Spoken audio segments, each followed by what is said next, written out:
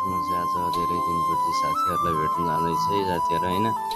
अनि 2-3 दिनको बसाइपछि र हामी चाहिँ यता रुमबाट बाहिर पनि निस्किसकेका छौँ।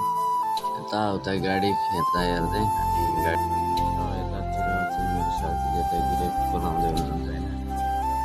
ग्रेप सेप पनि आइसकेको छ गाडी होइन, रात परिसकेको थियो पुरै। अनि यो अवस्था जाँदैछौँ साथीहरूको रुममा 2-3 दिन अलिकति होइन छुट्टै बसिरहेको थियौँ। हाम्रो मेरो चाहिँ होटल चेन्ज भइदिइसकेको छ। अनि त्यही हो अब त्यही भएर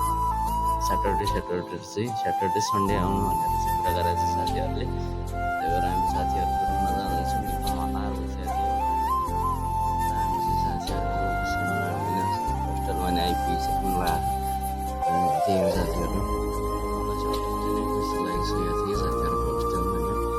9-10 महिना बसेको समय साथीहरूसँग चाहिँ भेट पाउँदा चाहिँ खुसी लागेको थियो साथीहरू है।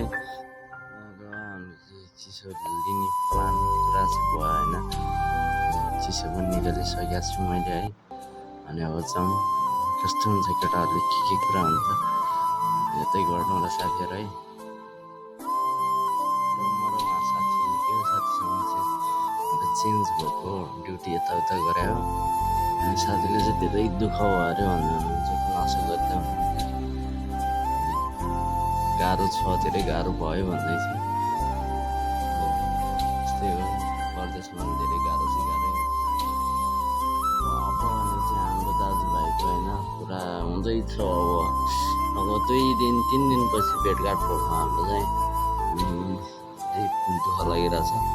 अनि साथीहरूमा बाहिरमा चाहिँ होइन काम कस्तो गर्दैछस्, के गर्दैछस्, कसरी हुँदैछ, के हुँदैछ सबै कुरा सोधि बसिरहेको दाजुभाइ चाहिँ।